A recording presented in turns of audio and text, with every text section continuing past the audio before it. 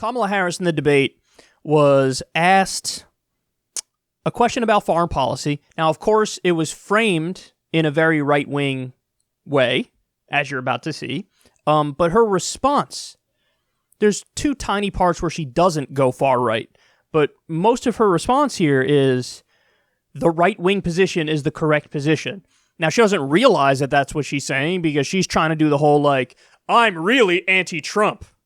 But what she's doing is she's taking a rare instance where Trump took the left position, and she's like, I'm opposite of that. This is like the worst of Washington, D.C., mindless, corrupt, corporate democratic politics here. Take a look. President Trump has dramatically changed America's approach to our adversaries by holding summits with Kim Jong-un, getting out of the Iran nuclear deal, and at times embracing Vladimir Putin and other strongmen. So let's talk about what kind of commander-in-chief you would be. Senator Harris, North Korea is now threatening to cancel any future summits if President Trump does not make concessions on nuclear weapons. If you were commander-in-chief, would you make concessions to Kim Jong-un in order to keep those talks going? With all due deference to the fact that this is a presidential debate, Donald Trump got punked.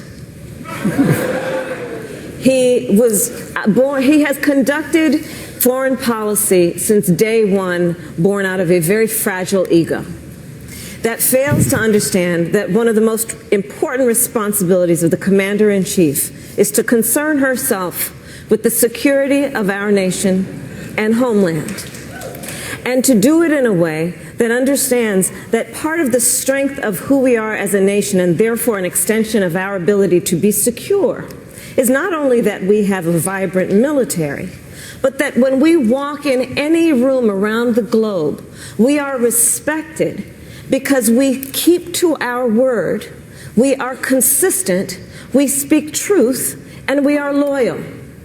What Donald Trump has done, from pulling out of the Paris Agreement to pulling out of the Iran nuclear deal, to consistently turning a back on people who have stood with us in difficult times, including most recently the Kurds, points out that Donald Trump is the greatest threat to the national security of our nation at this moment. But would you make concessions to North Korea to keep talks going? Not at this point. There are no concessions to be made. He has traded a photo op for nothing. He has abandoned, by shutting down the operations with South Korea for the last year and a half. So those operations, which should be, and those exercises, which should be active because they are in our best national security, the relationship that we have with Japan, he has in every way compromised our ability to have any influence on slowing down or at least having a check and balance on North Korea's nuclear program. So obviously what she's correct about is the Iran deal thing. Pulling out of the Iran deal was abysmal, was terrible, should have never done it. Trump is taking the neocon position on that. And thankfully, the Democrats are reflexively against what Trump did on that front. That's good. But the North Korea thing, listen, she's taken the right-wing position here, and Trump happened to stumble upon a left position. When she says no concessions and him shutting down those military drills, she calls them operations, but him shutting down those military drills is bad. She is taking the far right position there.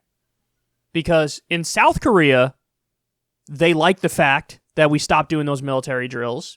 Obviously, North Korea likes the fact that we stopped doing those military drills because those military drills are incredibly provocative. I mean, could you imagine if, like, Russia started doing military drills in Cuba, right near Key West, Florida, and like violated their airspace and did provocative actions? We would say, oh, that's an act of war. That's an act of aggression. But when we do it with South Korea to threaten North Korea, because that's the whole point, is to let them know, like, hey, just so you know, we could take you out whenever we want to take you out. That's the whole point of those drills. You don't realize that destabilizes further, and that makes it more likely that maybe there's some misunderstanding. Maybe somebody presses the wrong button one time. Maybe they mistake something for a missile that's being shot at them, and it's an actual live fire situation. Those military drills, destabilize the region and make it much more likely that something happens, something terrible happens to South Korea. Do you not understand this? So in an attempt to own Trump, they take a far right position. Because Trump, for all of his flaws, the least bad thing he did was to sit down with Kim Jong-un and try to work out some sort of peace deal. And by the way, Trump is getting praise in South Korea. It's true. Just the fact that Trump is basically letting South Korea lead an attempted peace process with North Korea, just that fact, they like that. And I care much more about what South Koreans think about what should happen in South Korea than what an American thinks should happen in South Korea. And so, I mean, it's stunning to me, although it's not at the same time, because of course Democrats are going to reflexively be anti-Trump like this, but it's stunning to me that this is where they go. And don't get it twisted. It's not like Trump is like principled in favor of peace. He's escalating in places all around the world. This stems from Trump's streak of flat-out anti-Obamaism. So Obama wasn't able to get much movement with North Korea. So Trump is like, well, then I'm going to do that. He's just doing the opposite of Obama. So in Iran, Obama did get the nuclear agreement, which was wonderful, probably his best accomplishment, and Trump was like, no, wrong, I don't like it, bad, pulled out of it. So Trump, it's not from a principled position, but when he happens to stumble on the right policy, shut the hell up and take it. I'd rather I'd rather them compliment each other on Twitter all day long than get into a standoff. See, that's the contradiction at the heart of this all. They act like Donald Trump is crazy. Donald Trump is a thin-skinned maniac. Donald Trump's finger shouldn't be anywhere near that nuclear button. And then in the next breath, they're like, and by the way, we should go back to doing those military drills on North Korea's border, which are provocative, which escalate towards war. And I hate to burst everybody's bubble here. You want to talk about something that's politically incorrect. Oh, I'm about to hit you with some political incorrectness right now. North Korea is not a threat to the United States of America. They're not. They're not. The chance that Kim Jong-un would ever launch an offensive strike against the United States is 0%. Not going to happen. Would never happen. Ever. The only reason they even want nuclear weapons is because they saw what happened to the places that didn't have the nuclear weapons.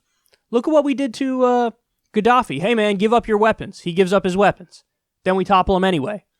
John Bolton said when he was in the Trump administration, he said it publicly, oh, we're looking at the Libya model for Kim Jong-un. The Libya model was he gave up his weapons, you toppled him anyway.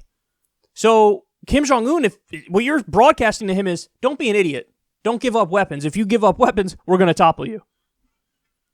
So, like, this idea of let's not make concessions, let's not have a genuine movement towards peace, let's just tell them our way or the highway, that's a neocon position. Kamala Harris agrees much more with John Bolton than Kamala Harris agrees with Trump on this one.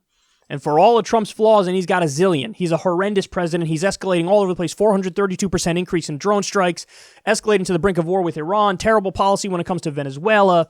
I can go on with all of his deregulation, tax cuts for the rich, standard establishment nonsense. This is the one area where I'm like, oh, thank God. Oh, okay, good. This is a positive spot. And what's she doing? Taking the opposite position. And this is why somebody like Kamala is unserious, because she's not willing to think about issues in an individual and objective way. It's all in the context of what's happening in U.S. politics right here and now. It's never, let me actually think about this issue. Let me actually think about, is this true? Is this false? What should we really do? It's the same kind of Russiagate mindset of like, oh, is this what the whole mainstream media is saying and all the Democrats are saying? Let me just jump in with them and hop on the bandwagon. It's pathetic. You're not thinking about it. You're just going with the crowd. The same thing here. Trump did that and Trump bad. So now bring back the terrible military exercises. Really sad, but what do you expect?